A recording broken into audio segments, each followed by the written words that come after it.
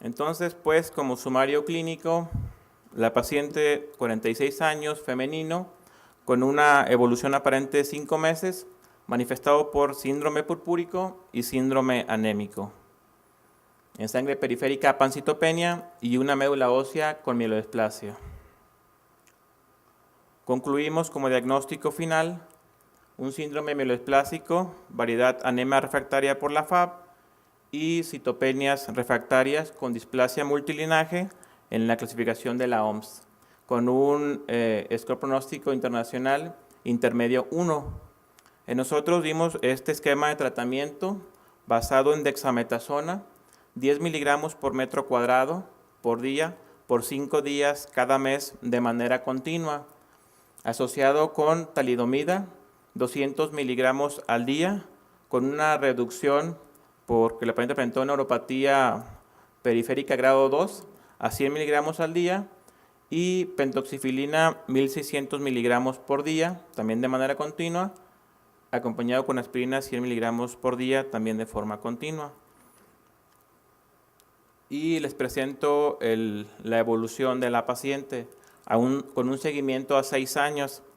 Vemos la mejoría en las cifras de hemoglobina, iniciando con 7.5 gramos y cómo se observa el aumento de la cifra y se ha mantenido en el transcurso de los 6 años de seguimiento aproximadamente en 11 gramos por decilitro.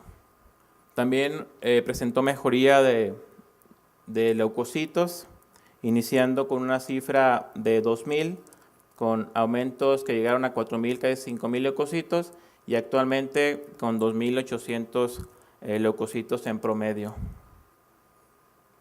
Y por último, también se observó mejoría en las plaquetas, iniciando con 65,000 plaquetas y a 6 años de seguimiento se han mantenido por encima de 200,000 plaquetas.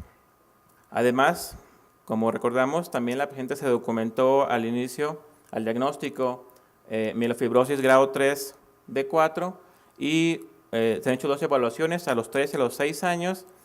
Igual se ha reportado también disminución de mielofibrosis a grado 1 de 4 después del tratamiento. Muchas gracias.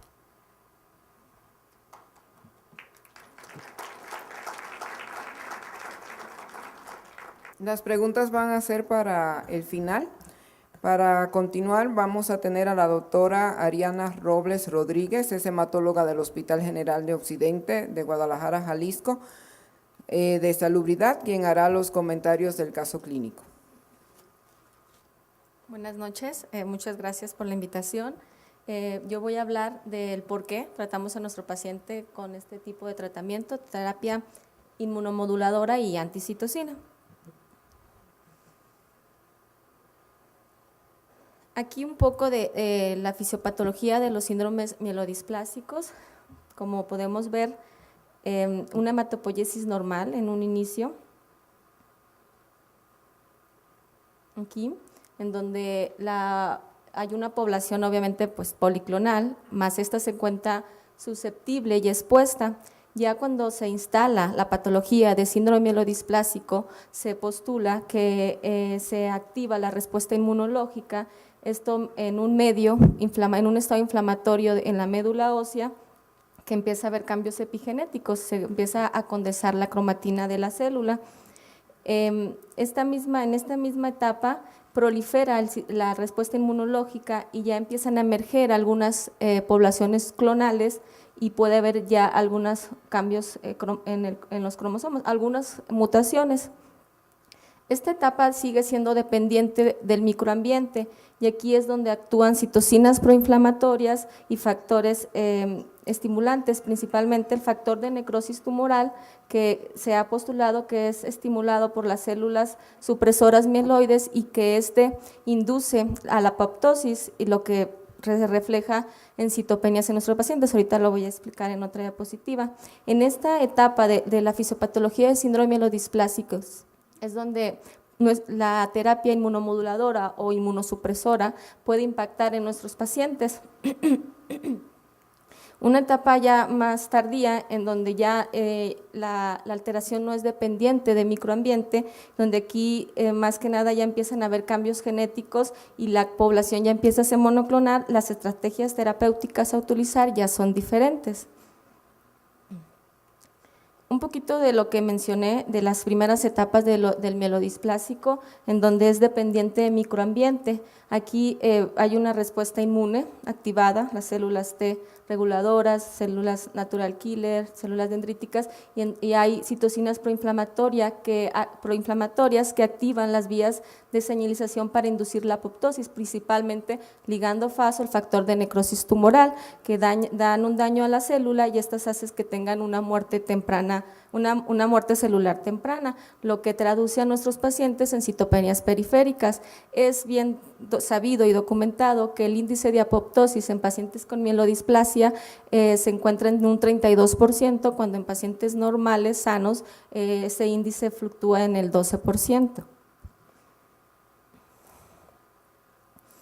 Las recomendaciones mundiales de cómo tratar a los pacientes con síndrome mielodisplásico dependen del riesgo en que se encuentre tu paciente. Todos sabemos que si tu paciente está en riesgo bajo o intermedio 1, la opción o el objetivo de tu terapia es mejor calidad de vida, disminuir la terapia de soporte, la terapia principalmente transfusional, y dar a tu paciente los menos efectos adversos de la terapia a dar. En cambio, si tu paciente ya tiene un riesgo intermedio 2 o alto, pues ahí el objetivo cambia. El objetivo es prolongar la sobrevida, disminuir la transfusión leucémica y obviamente el efecto adverso, la toxicidad de la terapia, pues es justificable. Aquí las opciones o las herramientas que tienes tú para tratar a tu paciente pues dependen del riesgo de tu paciente. Si tu paciente está en riesgo bajo, intermedio 1, tú puedes desde observar hasta dar factores estimulantes, terapia anticitocinas. Obviamente si tiene la de lesión 5Q, pues debes de por lo menos intentar darle nalidomida. Si tu paciente es riesgo intermedio 2 alto, pues debes de usar hipometilantes, incluso trasplante o quimioterapia intensiva. Conforme pasa el tiempo, la complejidad genética aumenta y la función medular empeora, tu paciente se suele hacer más sintomático, entonces tienes que usar en algunos casos tienes que usar otras herramientas terapéuticas.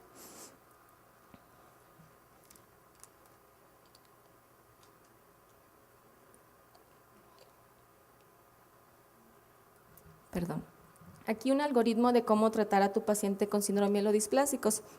Obviamente, si tu paciente es candidato a trasplante, está en riesgo intermedio 2 alto, tiene un buen desempeño y tiene un donador disponible, pues tu opción debería de ser trasplantarlo. Pero si tu riesgo es bajo o intermedio 1, pues las opciones a utilizar, como mencionaba, iba desde factores estimulantes, incluso estudios clínicos, hipometilantes, si tiene el 5Q lenalidomida, o si tu paciente es riesgo intermedio 2 o alto, pues quimioterapia agresiva o hipometilantes o estudios clínicos, ¿no?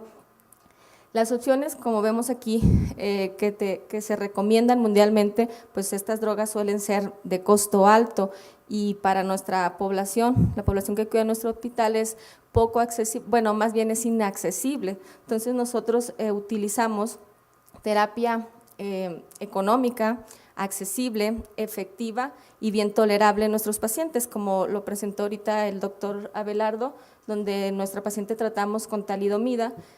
Y pues bien sabemos que el efecto de la talidomida en estos pacientes es principalmente por inhibir el factor de necrosis tumoral, inhibir en cierto punto la apoptosis y mejorar las citopenias. Aparte de eso, estimula moléculas de adhesión, inhibe angiogénesis mediante el factor de crecimiento de los fibroblastos y coestimula células T. La respuesta reportada con talidomida en la literatura mundial oscila del 20 al 35%. Mencionan que esta suele ser principalmente en respuesta eritroide y que la respuesta se observa de las 8 a 12 semanas de tratamiento. Otras drogas que nosotros utilizamos en nuestra paciente fue pentoxifilina. De igual forma, inhibe factor de necrosis tumoral, factor de transformante de crecimiento y la interleucina 1. La dexametasona inhibe la traducción del RNA mensajero del factor de necrosis tumoral. Entonces, la terapia va más enfocada a inhibir la apoptosis. Algunos estudios que hablan de la efectividad de esta terapia en estos pacientes. Este es un estudio que se realizó en Taiwán, publicado en el 2012, un estudio multicéntrico abierto, no comparativo, en donde ellos ven en sus pacientes con síndrome mielodisplásico, una mejoría hematológica en el 28%. Este se observa principalmente en los pacientes que tienen un IPSS de riesgo bajo intermedio 1. Entonces ellos concluyen que este tipo de terapia es eficaz en los pacientes con síndrome mielodisplásico que se catalogan en este subtipo de riesgo. Otro estudio que habla a favor de la terapia anticitocina, ellos emplean aquí, este estudio se publicó en Hematology 2011, se hizo en Turquía, y ellos ven con amifostina, pentoxifilina y ciprofloxacino y dexametasona una respuesta del 66% de sus pacientes, alguna respuesta hematológica en el 66% de sus pacientes. Entonces ellos también coinciden que este tipo de terapia suele revertir las citopenias en los pacientes con síndrome mielodisplásico. La clasificación que ellos usaron fue de la FAB. Aquí otro estudio publicado en el 2006 en Corea, en donde ellos también ven la respuesta con terapia anticitocina. Aquí no usan amifostina, usan solo ciprofloxacino, pentoxi y dexametasona. Ellos observan en el 52% alguna respuesta hematológica, y ellos hablan de que no hubo diferencia según el subtipo de la fase para obtener la respuesta.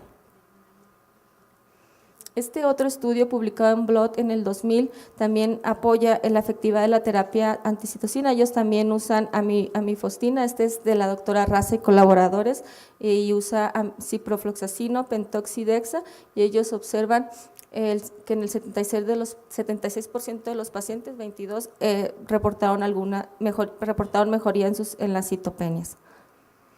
Y por último, este estudio del 98, algo antiguo, en donde documenta que la terapia anticitocina disminuye el factor de necrosis tumoral en los pacientes con síndrome mielodisplásicos.